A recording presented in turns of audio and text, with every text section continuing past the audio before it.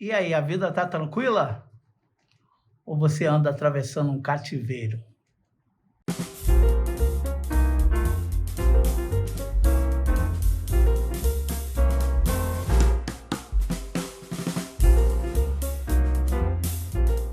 Olá, tudo bem? Essa aqui é a Escola Bíblica Dominical da Igreja Batista de Barão da Taquara. A igreja, o templo fica bem em frente à estação do BRT, aqui da Praça Seca. Você pode vir aqui, você será bem-vindo. Mas você é também muito bem-vindo. Eu estou muito feliz de ter você aqui nessa aula junto conosco. Então, você pode fazer um favor para mim. Dá um clique aí no like para dizer essa aula é interessante, pode ser partilhada e compartilhada com meus amigos, com outros amigos. Então, clica aí, se você quiser, pegue o link e coloque aí no seu WhatsApp, nas suas redes sociais. Nós estudamos o trimestre inteiro, depois você olha aí na playlist da igreja, você vai ver que nós estudamos cerca de 15 lições falando só sobre a vida de alguns profetas do cativeiro babilônico. Jeremias, Ezequiel e Daniel. Nós concluímos as lições domingo passado e agora eu quero fazer com você um panorama do que nós estudamos. Tentar aprender algum ensinamento do que eles passaram lá no período do cativeiro. Mas para isso, a gente vai fazer o que sempre faz. Ora, pede orientação a Deus e, fundamentado na palavra, a gente faz as reflexões que devem ser feitas. Vamos orar? Senhor, muito obrigado. Muito obrigado porque nós temos a Tua palavra diante de nós. E ela é luz para o nosso caminho. Então, Senhor, clareia a travessia que nós temos que passar e ajuda-nos a chegar do outro lado, junto contigo. Oramos em nome de Jesus. Amém. Vamos lá, vamos pensar no cativeiro. Vamos pensar no cativeiro babilônico. Eu vou escrever aqui, cativeiro.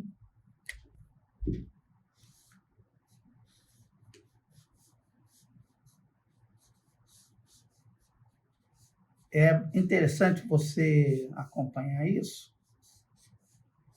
porque, no fundo, todos nós vivemos algum tipo de cativeiro. O que era o cativeiro daquele povo que foi para a Babilônia? Por que eles viveram o cativeiro? Bem, eles viveram o cativeiro por causa da desobediência. E eu quero fazer uma linha do tempo, que eu acho que isso é interessante para nós marcarmos muito bem o que nós estamos estudando. Então, o cativeiro durou 70 anos, como profetizado pelo profeta Jeremias, mas esses 70 anos houve todo um processo. Eu já falei para vocês, 3 profetas atravessaram esse período do cativeiro. Mas antes deles, Jeremias, Abacuque, já haviam falado do cativeiro. O cativeiro é como se fosse um castigo para os desobedientes. Cativeiro é um castigo para os desobedientes. Vamos tentar entender aqui. 640. 612. Antes de Cristo, né? Por isso que é decrescente. 609. 605. 598. 597. 586. E lá no final, 538. Vamos tentar entender o que estava acontecendo. Aqui é o período do rei Josias. Grande reforma religiosa que aconteceu em Israel. Eles acharam o livro da lei, fizeram uma mudança imposta, uma mudança de cima para baixo, para que as pessoas recebessem, então, a orientação. No meio desses dois, aqui, acontece o profeta Abacuque, que você vê lá o choradeira, a tristeza do profeta Abacuque, é mais ou menos 630 a.C. O profeta Abacuque aparece lá. O profeta Jeremias é anterior.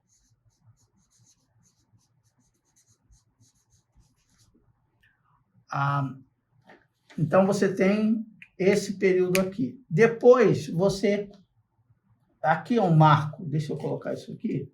Aqui é um grande marco, porque é aqui que eles começam a ser escravizados pela Babilônia e eles têm um rei chamado Jeoacás,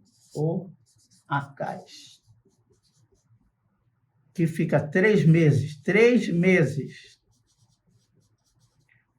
Depois dele, assume outro com nome parecido de português, mas é Jeoaquim, que fica 11 anos. Esses são os reis de Judá. Aqui, Judá já começa a pagar impostos para a Babilônia. Dinheiro, aqui começa a rolar a questão do dinheiro. Em 605 é a primeira invasão. Na primeira invasão saem Daniel, o rei e só os nobres, os mais abastados. Em 598 acontece a segunda invasão.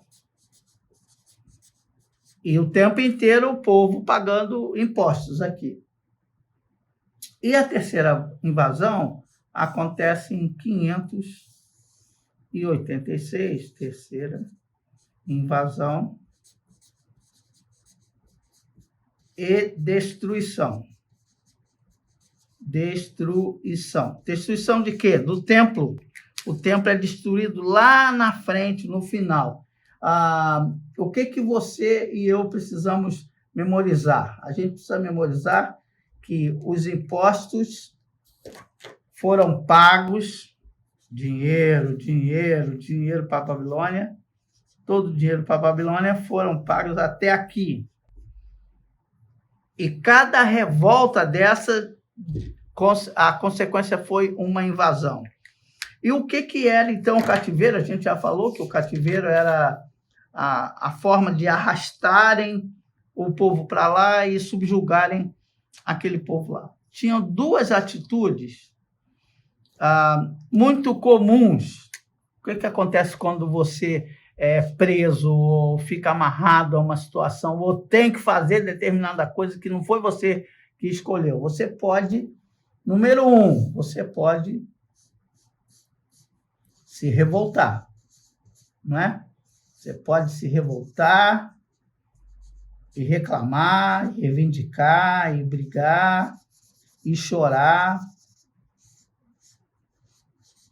Você pode chorar pela situação que você está vivendo. O cara ficou zangado aqui. Número 2, que você pode fazer, uma segunda coisa que você pode fazer, eu vou fazer a número 2 aqui. Você pode se acomodar, se conformar,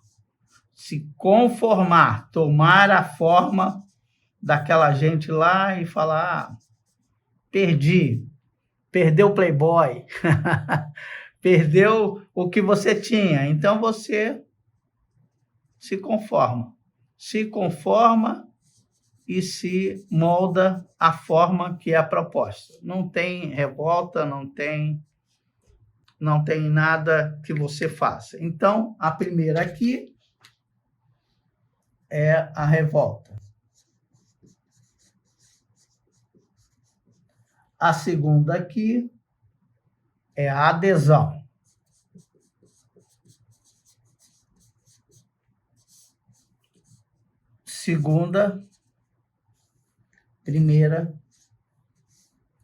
Primeiro comportamento diante do cativeiro. Bem, você pode ter uma atitude de revolta e se aborrecer com isso, ou pode ter uma atitude mais ligada à adesão. Mas não sei se você está lembrado, Jeremias, e aqui você tem o profeta Daniel e o profeta Ezequiel.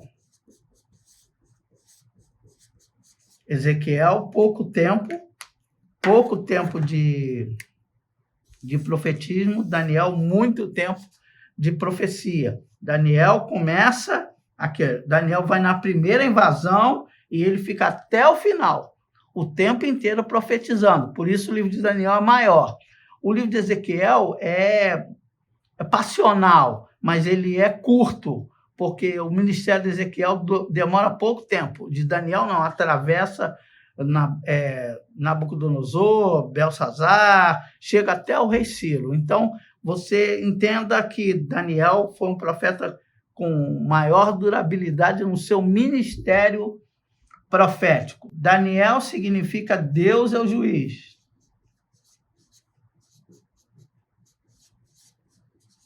Ezequiel significa Deus é minha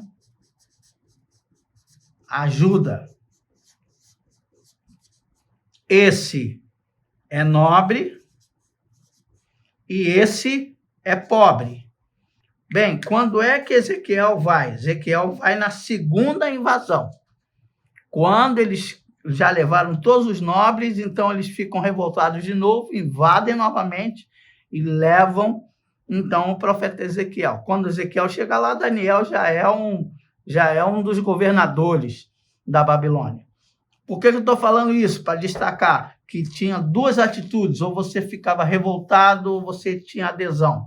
Bem, quem aderia ao governo da Babilônia, o que fazia a pessoa que aderia? Falava a língua, se casava, se vendia. Mas lembra-se que a Bíblia ensina para a gente que a gente não tem que se conformar com esse mundo. Aí você vai falar, então a gente tem que se revoltar com o mundo. Mas existe uma terceira via. É uma via proposta pelo profeta Jeremias. A via proposta pelo profeta Jeremias não é a revolta e nem é a adesão. Sabe qual é a via proposta pelo profeta Jeremias? Eu vou fazer aqui no meio. A via proposta pelo profeta Jeremias é: façam casem-se, construam, façam o bem da cidade, porque fazendo o bem da cidade, trabalhem pela cidade, porque orem pela cidade, porque pregando e desenvolvendo a paz da cidade vai ser bom para vocês. É curioso isso, né? Então ele fala, isso aqui tem mais ligado à adesão, mas espere, a história de Daniel é uma história que nos ensina muito. Ensina muito como? Ensina muito ao quê? Aqui a gente sempre carrega, tem um espaço reservado que a gente guarda o que carrega no coração. Na mochila dele aqui tem um coração. Deixa eu pintar de vermelho para ficar bonitinho. Ele presta o serviço, ele ajuda a cidade, mas ele não se vende, não se corrompe. A isso, Jeremias chama de lealdade com subversão.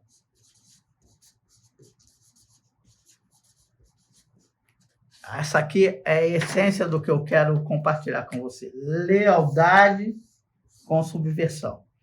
Eu trabalho para o bem da cidade. Eu trabalho, executo minhas tarefas para o bem da cidade e da comunidade. Mas na hora que a minha fé entra em jogo, eu não negocio.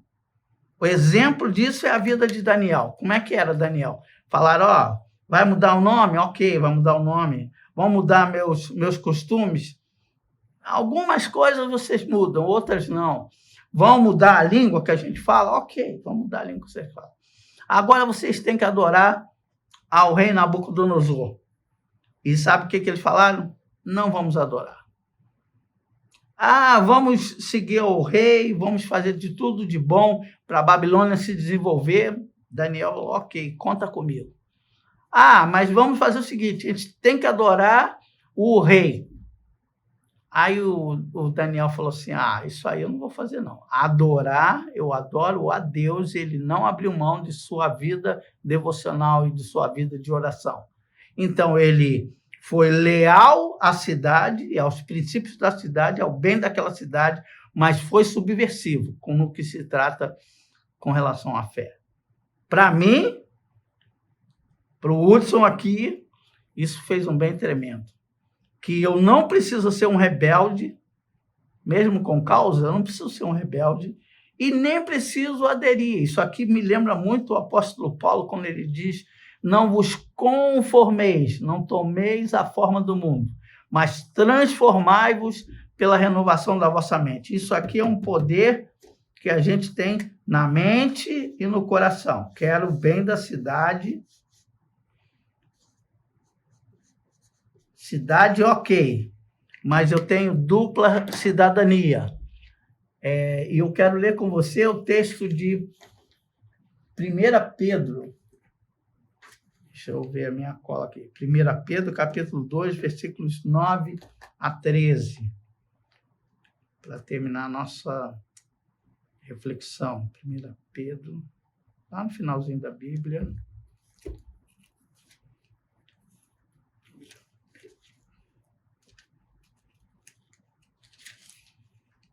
1 Pedro 2, 9 a 13. Eu vou ler e você acompanha comigo. Na minha Bíblia, na NVI, está escrito assim: vocês, porém, são a geração eleita, o sacerdócio real, a nação santa, o povo exclusivo de Deus, para anunciar as grandezas daquele que vos chamou das trevas para a sua maravilhosa luz. Antes vocês nem sequer eram povo, mas agora são povo de Deus. Não haviam recebido misericórdia, mas agora a receberam. Amados, insisto em que, como estrangeiros e peregrinos no mundo, vocês se abstenham dos desejos carnais que guerreiam contra a alma. Vivam entre os pagãos de maneira exemplar, para que, mesmo que eles os acusem de praticar o mal, observem as boas obras que vocês praticam e glorifiquem a Deus no dia da intervenção dele. Vejam, então, Pedro está falando que nós somos peregrinos, forasteiros. Nós temos dupla cidadania. Eu sou cidadão brasileiro, mas sou, antes de tudo, cidadão dos céus. Então, a forma como eu me comporto vai denunciar quem é que eu sirvo mesmo. Lembra-se que Jesus pega uma moeda, vão perguntar a ele, poxa, Senhor, devemos pagar imposto ou não? Ele fala, de quem é essa moeda? Aí eles falam, a inscrição aí é de César. Jesus deixa claro, vocês têm que dar a César o que é de César, mas deem a Deus o que é de Deus. O cativeiro babilônico nos ensina a aprender a separar as coisas, a servir a Deus e fazer o bem da cidade. Como é que você está na sua vida? Você está desenvolvendo profissionalmente seus talentos, seus dons para abençoar as pessoas da sua cidade, da sua comunidade? E quando você faz isso, você glorifica a Deus no que você faz? A minha oração é que essa semana seja uma bênção para você. Você tenha muito claro na sua mente. Eu tenho dupla cidadania. Sou cidadão brasileiro, mas sou, acima de tudo, cidadão dos céus. Então, meu rei é Jesus. É a ele quem eu sirvo. O exemplo que nós temos é Daniel e Ezequiel. Serviram a Babilônia, mas Deus estava acima de qualquer governo babilônico. Que Deus te abençoe e te dê uma semana de vitória. Amém.